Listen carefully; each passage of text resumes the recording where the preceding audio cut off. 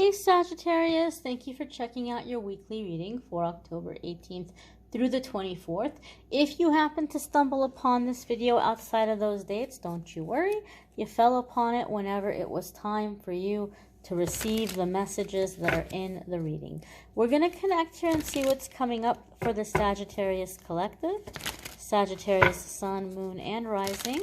We're setting the intention here for messages for October 18th through the 24th. One more shuffle here. Alrighty, my darlings, let's get right on into it.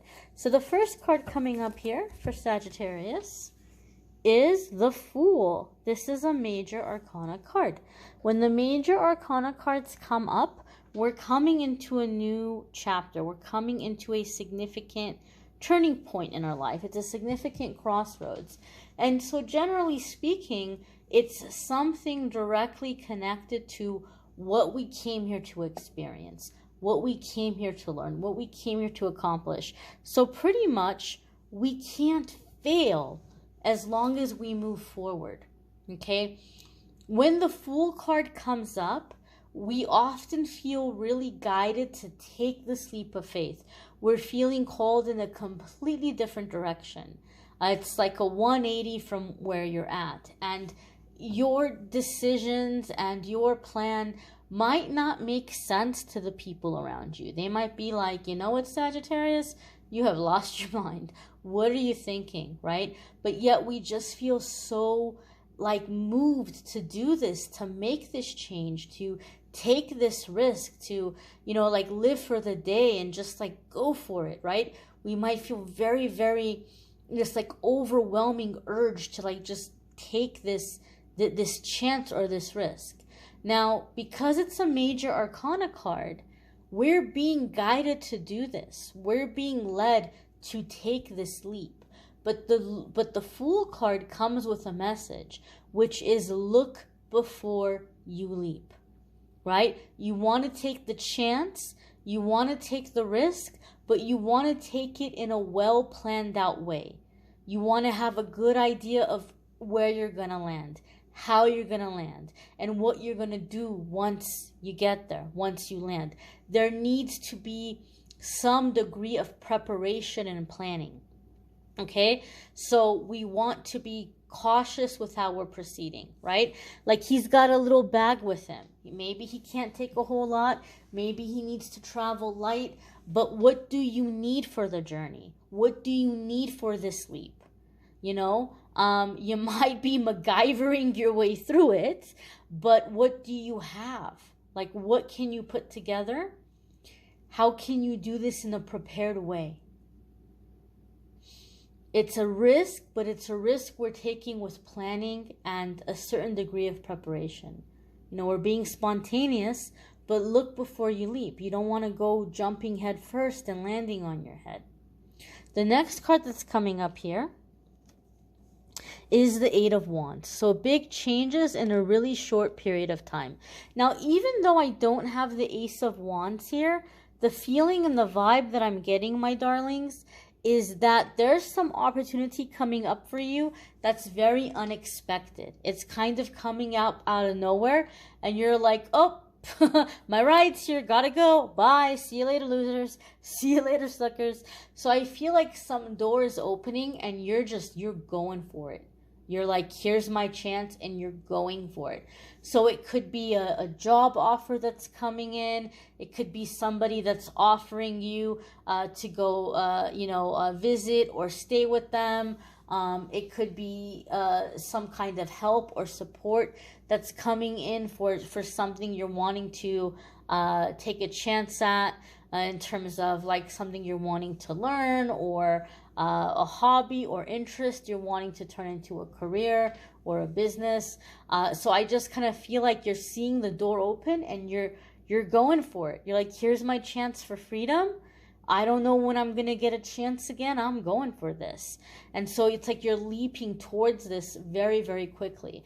Eight of Wands is a very passionate, very fast-moving energy, and it can often happen with good news, like good news is coming in, or traveling, a spontaneous travel, okay? So whatever this is, it's like you're hearing you're hearing word of something and you're deciding to act. And for some of you, this can come in with travel as well. You might be spontaneously, impromptu, getting up and going. I'm going to go for this. I'm going to see what's happening. Some of you might be manifesting work that is allowing you to travel, or allowing you to work a little bit more independently or on the road. Your next card that's coming up here, Sagittarius, speaking of travel, is the Six of Swords. So the Six of Swords can actually also have to do with travel, and it can indicate traveling over water.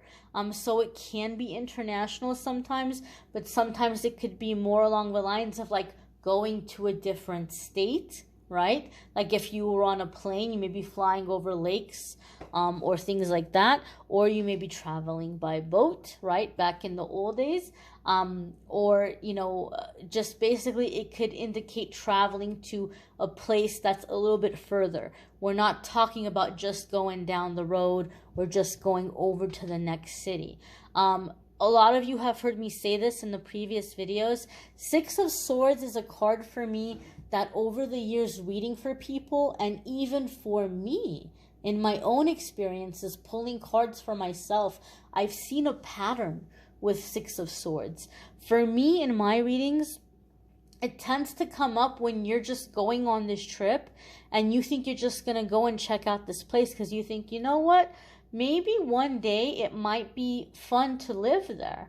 Let me go check it out. Let me go see what the housing situation is like, what the job market is like, what the people are like, what the vibe is like. Let me just kind of go and feel it out, and let me just kind of see. Maybe one day I might move there, right? Or you have a friend or somebody who's like, hey, come visit me. I'm really liking it here. Come check it out. Come see my place, you know? And so you just go out there and you visit, and before you know it, boom, boom, boom, pow, pow, pow, things are lining up. Excuse me. And all of a sudden, you're moving, like out of nowhere. Like a job lined up, a perfect place to live lined up. Like things just fell into place. I've had that happen to me, and I've seen it happen for people that I've read for. It's like you just think you're going to go to visit, and you're thinking maybe I might live there one day, but all of a sudden the universe is like, guess what? Surprise, you get to live here now. Right? We're making things fall into place. So I've seen that happen. It seems like it's going to be a short-term visit, and you fall in love with it, or the doors open somehow, or somebody says, hey, stay with me for as long as you need to while you're looking for work, while you're looking for a place of your own, and before you know it, like you're out there. Traditionally, also, Six of Swords can come up when you're getting away from drama. So some of you might have found yourself in a really heated environment. Maybe your living environment is getting crazy. Like maybe there's a lot of people living in the same house, and maybe it's all family, and you're like, oh my gosh, like I'm staying out of it. I'm keeping to myself, but every day I'm hearing this bickering and that bickering and that arguing and this arguing. And so some of you are just saying, I can't do this anymore. Not my circus, not my monkeys, not my freak show. I'm not dealing with this. And you're just taking this leap and you're out of there. Something's opening up and you're going for it. You're like, dude, anything is better than this. Bye. You know? And so some of you might be kind of taking a leap out of a chaotic situation because you're pursuing peace. You're like, I just want peace. I just want calm energy. I'm not trying to get into chaos with anybody. Right? I'm just going to go away for a little bit, figure out what I want to do, gather my thoughts, right? The Six of Swords can be also just being able to get to a space where we can think clearly. We can hear ourselves and we can figure out what we want to do. Okay? I also feel that in this process, some of you are finding a place where you can connect with nature. Even if like you live in the city, like you might be discovering, you know what, I really like taking a walk down to this one little corner. There's this one little tree here, and I just like to lean up against it for a little bit. Or I like to go to this park. Or you might be going and traveling a place where there's a lot more nature, and you can actually connect with nature and be in the outdoors. I know depending on where you live in the world, it's getting cold right now, so maybe you can't spend a whole lot of time outside, or there's not going to be a whole lot much more time that you can spend a lot of time outside. But I do feel a sense of like connecting with nature. Six of Swords can also be healing through water. So even though you're a fire sign, you may be finding water very soothing. You may be getting into like sea salt baths, or finding a place where you can go swimming. Some places have indoor pools and things like that, depending on the restrictions in your area. I know a lot of places have pools that are off limits right now. But you might be, like I said, taking baths or connecting with water, or going and visiting like a lake or a stream or a body of water, and finding that to be very therapeutic. The next card that's coming up for Sagittarius is the Nine of Wands. And the Nine of Wands can be a sense of defensiveness, right? There's these big changes that are coming in, and you're taking this big leap of faith. I'm glad to see the Nine of Wands, because the Nine of Wands tells me you haven't entirely abandoned all reason. You are cautious here. You're like, oh, holy moly. Like, what did I do? I got to be cautious. Who am I letting in? Maybe some of you are moving or relocating, and you're being really cautious about who you're meeting, who you're getting involved with, what opportunities you're expecting. And I'm all for it, you guys. I don't think we should just go through life willy-nilly and just be overly trusting and just say, oh, well, I have a high vibration, so nothing bad is ever going to happen to me, right? That's like saying I have a high vibration, I'm going to, cover myself in fish guts and jump in the ocean, but the sharks aren't going to mistake me for food and bite me because I have a high vibration, right? We can't say that. We live in a world where there's all kinds of people and all kinds of energies, and we encounter them every single day. So it's not enough to just say, everything is great. Yeah, we can put in the mindset that we're safe and we're protected, but that comes through our wisdom and our caution also. So the Nine of Wands tells us that we might be cautious, but at the same time, we can trust in ourselves to make the right decisions. So Nine of Wands, every single one of these wands is a battle he's had to fight. Every single one of these wands used to belong to a person who came up to him and tried to beat him up and tried to take him down. But he won. He won every single fight. Now we see he's got a bandage around his head. He got hurt. He's not without injury, but he's still alert. He's still standing. He's still got fight left in him. And if he has to take somebody else down, he will. Right? So the Nine of Wands is saying every single one of these experiences and battles you had gave you a weapon. It gave you a tool. Right? You have this arsenal now. And you have this experience. And the Nine of Wands tells us there is absolutely positively nothing new under the sun that anybody can come at you with. You've seen every lie. You've seen every manipulation. You've seen every dirty little trick in the book. You know what the red flags are. As long as you're paying attention. Sorry, I've got like this old-fashioned heater thing going right now. Some of you are very sensitive to noise. I know it's already in the comments. What's happening? What's going on? What's that noise? It's the heater. I don't want to freeze to death while I'm reading for you. So as long as you're paying attention to the red flags, you have nothing to worry about. Sagittarius, pay attention when you meet somebody and you're like, you know what? That person really reminds me of that one ex I used to have. The one who just couldn't keep it in their pants or just couldn't be faithful. Oh my gosh, this one person reminds me of that one cousin that was always talking behind my back. I went on this interview. It really felt very similar to like this one job I had that they were really shady. Pay attention to those things. That's not you being judgmental. That's your intuition picking up on energy you've experienced before. And that's like your higher self telling you, hey, Sagittarius, we've already been through this lesson once before. We don't have to do this lesson again. We've been here. We already took this class. We don't have to do it again. Pay attention to that.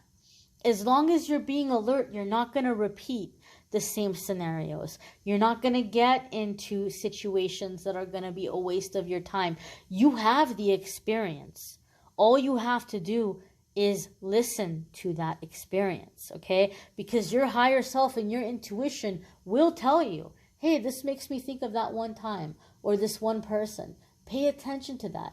That's not being judgmental. That's being alert, right? 9 of Wands also says don't give up because you're almost done here. You're almost to the finish line. Keep going. Protect what you're working for, all right? Now, Sagittarius, I know some people are feeling stuck. I've been seeing that a lot of the private readings that I've been doing. So I've set aside time so that I could put a little bit more energy into going back and into doing the readings I used to do, where I do the custom affirmations, where I read for somebody and I look at the blocks, what the blocks are, how you might be able to overcome the blocks, and then depending on what comes up in the reading, put together a little affirmation for you to incorporate in your spiritual practice. And I'm calling that the Rut Buster. I'm charging less than half of what I used to charge for it, because I know it's a tough time right now and a lot of people are struggling. But I have all different kinds of readings that I offer in different ranges. I try to work with people depending on what they're able to do. But even then, guys, if you can't afford a private reading, don't worry. I'm going to keep putting up free videos on YouTube. Be sure to watch your moon sign, your rising sign, your Venus sign, because even though these are general readings, those are going to give you messages based on your personal energy and your placements. So that could be a good way of getting a little bit more specific information as well. If you would like a private reading with me, the link to the calendar is linked in the description. I thank you all for watching, liking, sharing, commenting, subscribing. I'm wishing you all a wonderful week, my darlings. Love and romance readings are also linked in the description. November love readings will be up soon. Take care, my dears.